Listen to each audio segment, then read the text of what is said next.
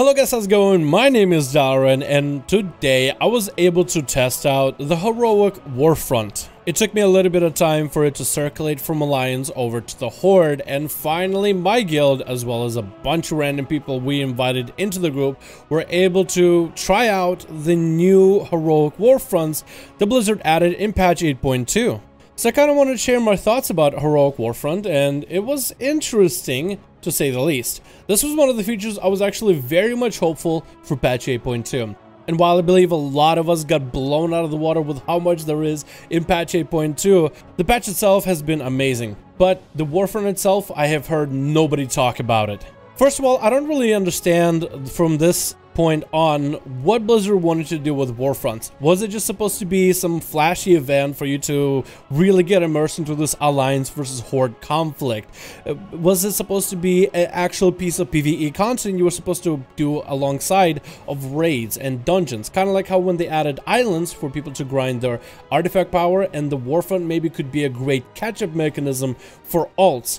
But I feel like it never really quite evolved to that point.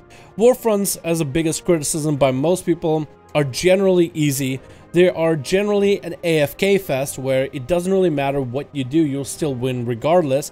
And a lot of the events that you do in Warfronts start to feel meaningless when the best way to win in some cases can be just to head over, capture every flag, and just start storming the gates. What I liked about the heroic Warfront, however, is how stuff started to feel meaningful. When you're going around collecting resources, whether it is trees, whether you are heading into the mine and collecting ore, whether you are even defending certain points from enemy attackers, as the enemies actually feel quite challenging.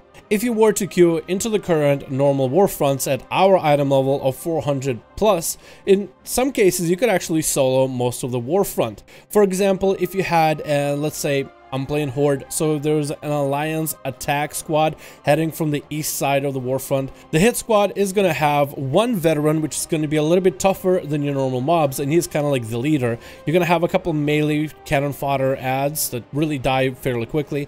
There's a healer in the back, but it feels like their healing does absolutely nothing. There's also a caster in the background that might polymorph you from time to time, but nothing is really scary. In most cases than none, even a class like a warrior, even an arms warrior with barely any healing, you'll be able to solo this whole hit squad by yourself. In a heroic Warfront, however, cooperation is key, and being able to team up in the group with a couple other players will definitely improve your chances, because you are not going to be able to solo any part of that. Unless you're maybe a tank, and I would imagine maybe like a Demon Hunter tank that has enough damage to actually nuke down the healer in the back, because nuking down certain specific mobs in the backline is important. Normal Warfronts are missing one core thing that the heroic Warfronts have, and that is strategy. Strategy and being able to plan around how you're going to attack the enemy squad is important. For example, in normal Warfront, it doesn't matter who you attack first, it doesn't matter whether you single target focus anybody down, just cleave and kind of hope for the best. In a heroic Warfront, however, what I found the best strategy is to go for the backline every single time. You see, enemies are going to have healers scattered out in the back, and these healers will actually try to heal their allies. And if you let the healers heal their allies, nobody dies, and you can never get rid of this enemy squad, and then more show up, and then they keep building up more and more. I mean, this seems very, very basic, but it does actually play into the effect on heroic. So what I ended up doing as my rogue to improve my chances of being able to take out the backline is I actually went and recruited followers. The followers were wolf riders, and even if they weren't like the best upgraded, they still did quite a bit of damage. And what I would do is I would flank around enemies from the back, take out the healer, take out the ranged, then take out the melee, and then there will only be a veteran NPC left, and that one generally takes a couple people and maybe a minute or two to take them down.